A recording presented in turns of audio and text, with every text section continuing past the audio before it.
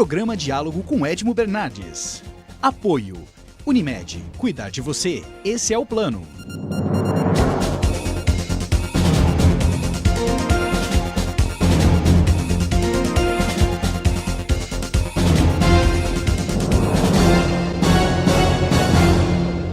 Olá, boa noite. No programa de hoje eu estou recebendo o desembargador Manuel de Queiroz Pereira Calças, corregedor de Justiça do Estado de São Paulo, juiz, desembargador, corregedor de Justiça do Estado de São Paulo, está dando uma honra para a gente. Muito obrigado por nos receber aqui no DECRIM em Ribeirão Preto. E desde já também agradecer o Dr. Hélio Ravagnani, Dr. Zé Roberto Liberal e Dr. Luiz Augusto Freire Teotônio, que nos ajudam aqui nessa entrevista.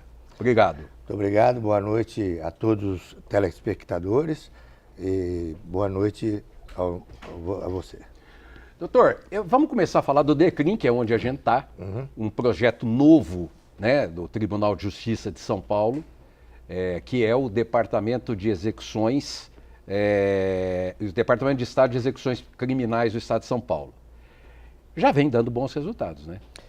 O DECRIM foi instalado ou foi implementado por força de uma lei estadual que teve origem e iniciativa do Tribunal de Justiça do Estado de São Paulo, há anos atrás, com o objetivo de fazer uma melhoria na prestação jurisdicional no que concerne ao acompanhamento das execuções criminais no Estado de São Paulo. Nós temos cerca de 500 mil execuções criminais em andamento no nosso Estado. Dessas 500 mil execuções criminais, distribuídas em 10 regiões administrativas, 10 DECRIMs, e que estão submetidas ao cumprimento e fiscalizadas pelos juízes que são encarregados, sob o comando de um coordenador, né, de acompanhar o cumprimento adequado de todas as penas impostas aos réus condenados no nosso Estado. Nós temos cerca de 233 mil réus presos no Estado de São Paulo, sendo que as condenações são em regime fechado, semiaberto e aberto. E esses presos cumprem as suas penas nas nossas penitenciárias. Nós temos ainda alguns centros de detenção provisória, não é? Hoje é proibido a manutenção de presos em delegacias de polícia, que era uma prática constante anteriormente. E os presos, então, ficam ou no centro de detenção provisória, ou os condenados, não é, vão para as penitenciárias. Há um número razoável de penitenciárias. Compete ao Poder Executivo a construção e implementação das nossas penitenciárias. O governo atual, o governador Geraldo Alckmin, tem construído dentro do orçamento novas penitenciárias, mas nós temos sempre o problema de uma população carcerária muito grande, que excede ao número de vagas que nós temos disponíveis. Isso, obviamente, gera problemas de toda ordem.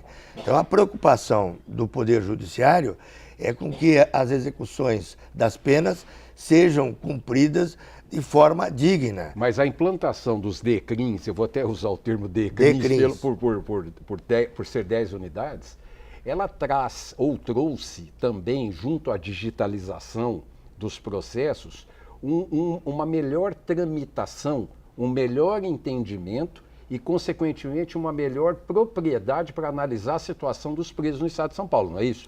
Com efeito, né? Como no início da implementação dos DECRIMs, houve alguma controvérsia se essa seria uma boa prática, uma boa política do nosso Tribunal de Justiça.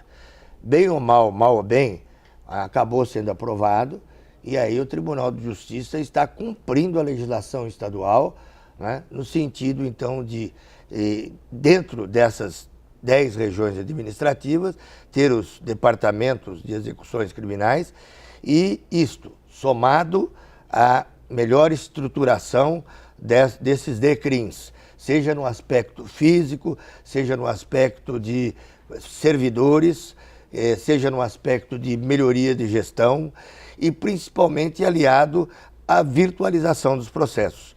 o Estado de São Paulo foi o Estado pioneiro na adoção do processo digital. Evidentemente que se nós examinarmos o enorme número de processos que São Paulo tem, isso gera dificuldades enormes, não é? Há necessidades de uma tecnologia extremamente avançada. Uma estrutura enorme. Uma estrutura imensa, não é?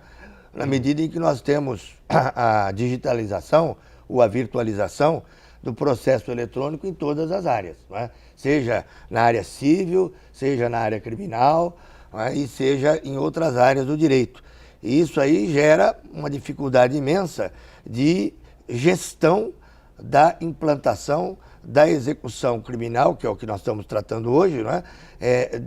Dentro dos DECRIMs. Mas parece que o Estado de São Paulo, parece não, é um fato que o Estado de São Paulo está muito à frente do resto da federação, não é? Se nós falarmos em termos da própria atividade dos DECRIMs e juntarmos, por exemplo, com o núcleo de monitoramento de perfis de demanda da Corregedoria, que é o Numoped, né? Que é um nome meio... não sei se é grego o que é o Numoped, mas seria o núcleo de monitoramento de perfis de demanda da Corregedoria, né? Ele traz novidades, implementações, inclusive de reclamações antigas, né? De todos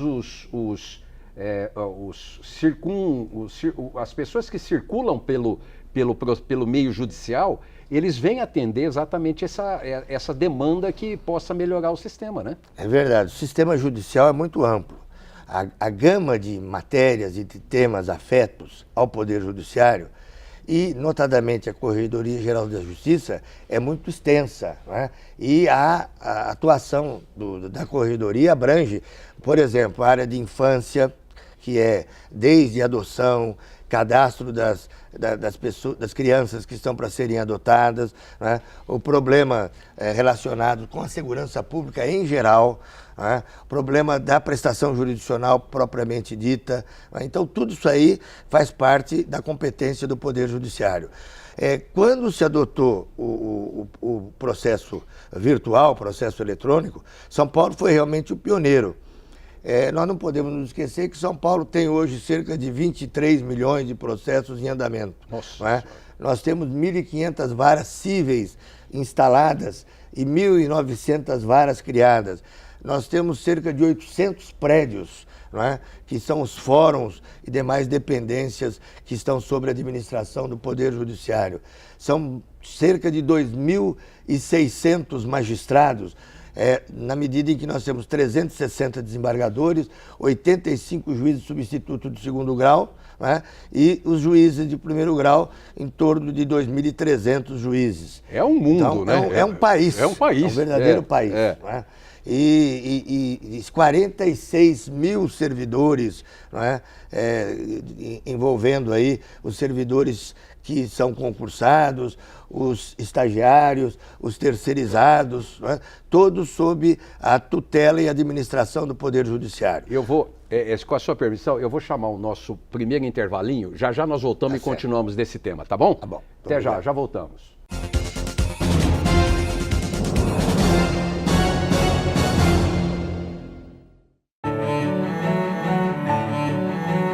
Fomos gerados na mais bonita das esperas. E ao nascer, ganhamos de presente a vida. Para desfrutá-la, é preciso apenas uma coisa: saúde. E colocarmos em prática a nossa vocação, que é cuidar. Hospital Unimed Ribeirão, um marco na saúde de todos nós. Voltamos a apresentar Diálogo com Edmo Bernardes. Apoio Unimed. Estamos de volta com o segundo bloco do programa. Nós saímos falando do núcleo, desembargador, e nós estávamos comentando sobre 3 pilares deles.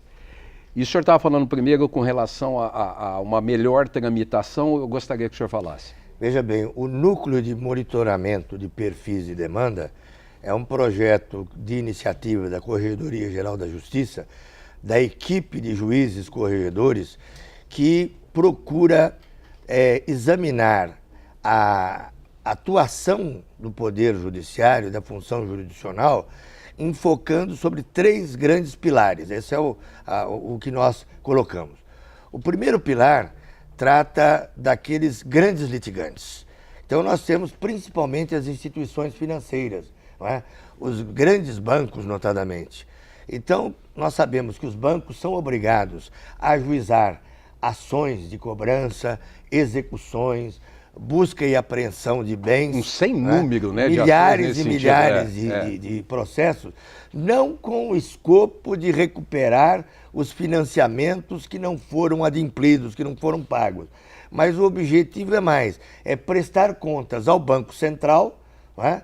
E, em segundo lugar, demonstrar a ocorrência de prejuízos, não é? Na medida em que os financiamentos que não são pagos são contabilizados como prejuízo. Na contabilidade do banco, né? Isso implica menos renda e menos pagamento de imposto de renda, e também a necessidade do ajuizamento dessas milhares de ações tem por escopo comprovar perante os acionistas, não é? A questão da distribuição de dividendos. Então, na verdade, além de cumprir metas impostas pelo Bacen, pelo Banco Central, as instituições financeiras têm que prestar contas aos seus acionistas. Então, o meio que elas têm para prestar contas é ajuizar as ações de cobrança, de execuções ou busca e apreensão de bens. Com isso, elas demonstram, né, o inadimplemento dos contratos de financiamento bancário. No mínimo, para se ter uma estatística do meio, né? No mínimo. E comprovar contabilmente as perdas. E, desta forma, não há um grande objetivo de recuperar o dinheiro do financiamento que não foi honrado. Então, com isso, eles terceirizam essas ações judiciais, são escritórios que são contratados pelo banco e não são, não é, os próprios advogados do banco que fazem esse trabalho e, portanto, é muito comum que esses processos sejam distribuídos e fiquem abandonados, né, nos escaninhos dos cartórios, hoje no nosso sistema virtual, sem que haja uma atuação firme, proativa dos bancos, através dos seus escritórios de advocacia, de darem o impulso processual necessário. E com isso nós temos um acervo imenso de processos paralisados. Como o novo Código de Processo Civil, ele permite a adoção de procedimento processual voluntariamente ajustado entre as partes para obter-se mais celeridade e para se evitar o excesso de burocratização, nós começamos com este trabalho no Núcleo de Monitoramento de Perfis de Demanda com os grandes bancos do Brasil. Começamos em Santo Amaro, foi o primeiro projeto, foi com o Banco Itaú, que assinamos um convênio com o Banco Itaú e vai indo muito bem. Tivemos uma sensível diminuição do ajuizamento de demandas e um número expressivo de extinção de processos. Foram convencionadas algumas práticas, não é? De modo que, se constatando que a parte não é localizada, seja através do oficial de justiça, do Bacenjude e de outros mecanismos de localização dos devedores, não é? Os bancos pedem a extinção dos processos e, com isso, nós temos aí uma limpeza desse acervo de ações. O que também ajuda na deixar a justiça mais célere, os processos mais céleres, as soluções muito... Com certeza. Não é verdade? Então, nós estamos agora, o próximo banco que nós estamos trabalhando para um novo convênio, já está bem adiantado, que é o Bradesco. Então, já temos com o Itaú, com o Bradesco e vamos fazer com outros bancos que se dispõem a colaborar com o Poder Judiciário. Vamos falar do nosso segundo item, que são as ações em massa. Pois é, o segundo pilar são as ações em massa. Então, são ações normalmente vinculadas ao DPVAT, né? Ou ações vinculadas a, vamos dizer, saneamento do nome das pessoas nos cadastros de crédito, ou seja, a negativação que os credores, que os devedores inadimplentes sofrem no SPC, na Serasa e outros órgãos encarregados do apontamento de inadimplementos contratuais. Não é? E o ajuizamento dessas ações em massa, ele pode acarretar uma anormal distribuição de ações em determinadas unidades cartorárias, unidades judiciais, e faz com que todo o planejamento, não é, adotado pela Corregedoria Geral da Justiça ou pelos serviços, demais serviços forenses, ele caia por terra, porque essa anormal distribuição de processos em determinadas unidades judiciárias faz com que os nossos servidores recebam uma pletora de serviços descomunal, e isso impede o andamento normal dos outros processos. Eu vou chamar o nosso segundo intervalo, mas vale a pena também, desculpa até interrompê-lo, mas vale a pena também que, na medida que fica muito importante, muito claro, em que pode-se ter, em cada foro do Estado de São Paulo, você ter os perfis dos fatos, das ocorrências que acontecem ali, você pode até ajudar, e acaba ajudando bastante, com certeza, nas definições de processos e sentenças, porque pode-se criar até uma pequena jurisprudência dentro de cada foro desse. Não é isso, doutor? Bom, evidentemente que o objetivo do Numoped é comunicar a todos os juízes do Estado e a todos os desembargadores as ocorrências que ocorrem em todas as regiões do Estado de São Paulo, e há regiões com peculiaridades que diferenciam as práticas do manejo de ações coletivas e ações de massa, né? Há determinados escritórios de advocacia ou determinadas associações, né, de clientes, entidades, né, entidades que têm um determinado perfil e que têm forte atuação em determinadas regiões do Estado de São Paulo. Então, o mapeamento, não é, e uma visão ampla de todo o Estado de São Paulo permite à Corregedoria Geral da Justiça, através dos seus servidores, dos servidores do DICOGE e dos juízes que compõem a equipe da Corregedoria Geral da Justiça, detectar os pontos mais crônicos de distribuição anormal de demandas em massa. Okay. E com isso criar mecanismos para que haja uma pronta reação para o atendimento ou até para a extinção rápida de demandas que sejam repetitivas, mas que tenham sido utilizadas de forma a que haja um abuso do ajuizamento de demandas. Daqui a pouquinho a gente está de volta. Até já.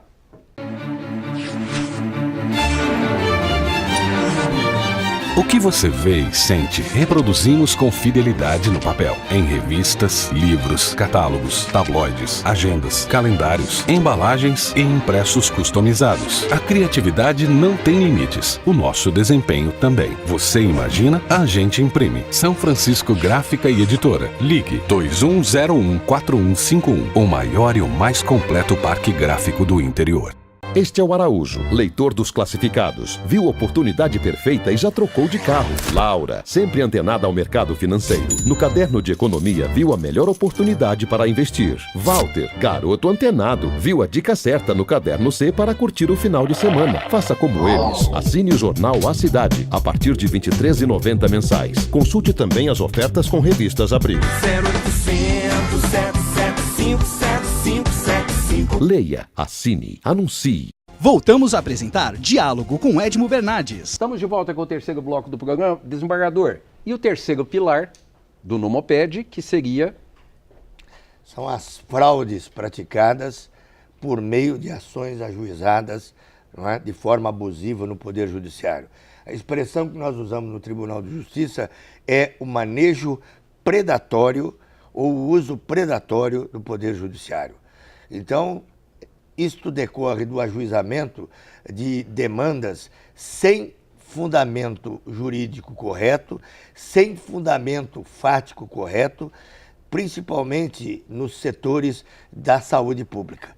Então, nós conseguimos apurar lá em São Paulo, por exemplo, não é, no setor de pedidos de próteses contra os planos privados de saúde, um grupo de advogados, de médicos, não é, e de peritos que fraudavam laudos que indicavam necessidade de adoção de determinados medidas, instrumentos, né, ortopédicos, de instrumentos clínicos e médicos, em que a parte sequer necessitava do tratamento, né? Às vezes o cliente nem precisava daquele tipo de adoção, né, de prática colocada, com laboratórios também conluiados, laboratórios às vezes de pessoas cruzadas, parentes de uma mesma família, 4, 5 pessoas jurídicas,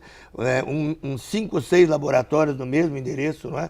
E com isso nós detectamos aí uma consistente fraude que implicou milhões de prejuízos. Deixa eu só complementar então, já entrando aí em novos projetos, eu vejo que o senhor está bastante voltado, interessado em solucionar o problema da judicialização da saúde também, pelo menos no estado de São Paulo, que é a sua área.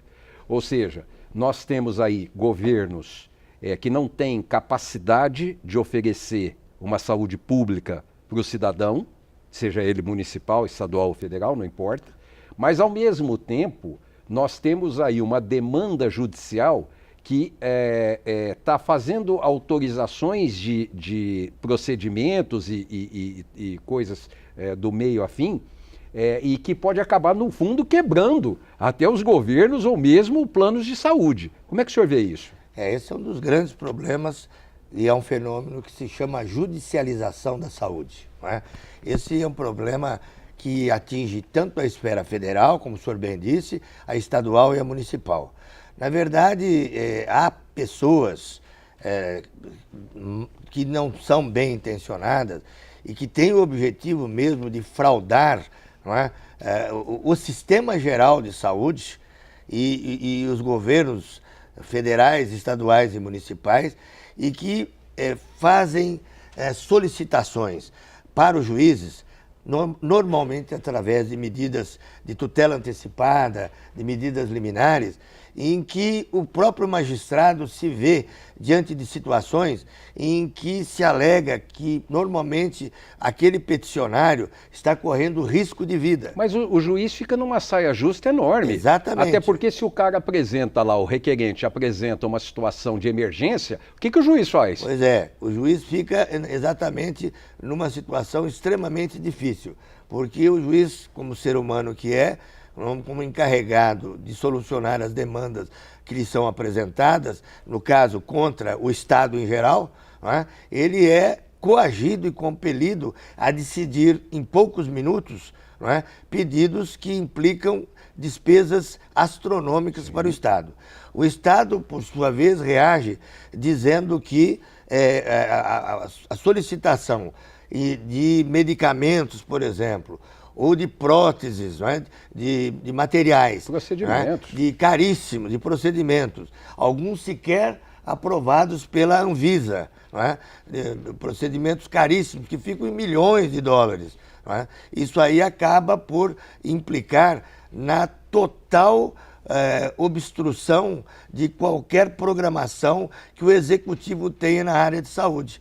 Então, às vezes, uma demanda excessiva nessa área, e notadamente fraudulenta, vai fazer com que o orçamento, que já é acanhado do Estado, não é? Numa época de crise econômico-financeira, que o Brasil todo, não é? O mundo todo passa, e notadamente a União Federal, os estados e municípios, e que tem aí recursos limitados para atender a demanda da saúde, essa atitude antipatriótica, não é? Dessas pessoas, ela vai trazer grandes despesas para o executivo, que é obrigado a atender a determinação do judiciário, e do judiciário que é coagido a dar respostas em poucos minutos, em liminares, não é? Para atender a alegação, normalmente, de risco de vida. Eu tinha tanta coisa para falar com o senhor, mas chegamos ao final do programa. Eu quero dizer que eu tive enorme prazer em conhecê-lo, agradecê-lo por essa gentileza, mas eu quero voltar com o senhor em alguns temas. Eventualmente a gente vai a São Paulo, quero pedir essa compreensão ao senhor, porque tem tantos outros assuntos que nós gostaríamos de fazer e trazer para o nosso telespectador as informações que a Corregedoria está em bastante movimento, não é isso? Olha, é uma honra para o Tribunal de Justiça participar dessa entrevista, porque nós temos o dever de prestar esclarecimentos aos nossos jurisdicionados. O Tribunal de Justiça está de portas abertas para cumprir o seu dever constitucional de oferecer, na medida do possível, dentro dos recursos que nós temos, não é, uma tutela diferenciada, uma jurisdição eficiente em prol do nosso cidadão. Esse é o nosso objetivo e agradeço muito essa oportunidade de chegar ao seu telespectador. E eu vou abusar do senhor. Eu agradeço também Dr. Luiz Augusto Freire Teotônio, Dr. Zé Roberto Liberal, Dr. Hélio Ravagnani, que nos ajudaram aqui bastante nesse convívio aqui com o desembargador Manuel Calças. Boa noite, até semana que vem. Um abraço a todos. Programa Diálogo com Edmo Bernardes. Apoio. Unimed. Cuidar de você. Esse é o plano.